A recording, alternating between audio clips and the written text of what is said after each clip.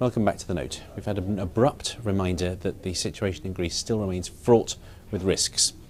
Just about half an hour before trading closed here on Wall Street for the day, we had the news from the ECB that it was clamping down on its rules for collateral from Greek bonds, effectively clamping down on its supply of funds to Greece.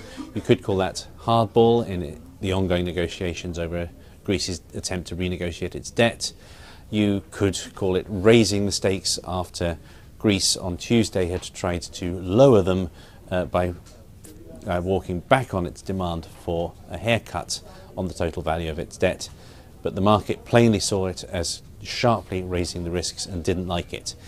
The euro fell some 0.6% in a matter of minutes after the news against the dollar.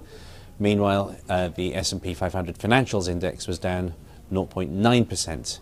Again, in a matter of minutes. The S&P 500 as a whole, which had been positive for the day, closed negative. It made for quite startling last-minute drama.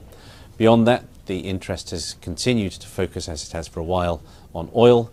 You'll remember that there was a 30% rise intraday to intraday leading up to Tuesday afternoon. Since then, since that intraday peak on Tuesday, there has been a 10% fall. Plainly, there is still very strong figures for supply, and people are still not confident that oil has hit a bottom. That continues to be a matter of great importance to monitor the oil market.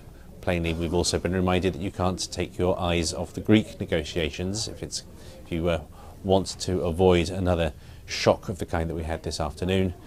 Beyond that, the Bank of England meets, and we will also be getting claims data ahead of the non-farm payrolls data here in the US on Friday. That feeds critically into what we can expect to hear from the Federal Reserve.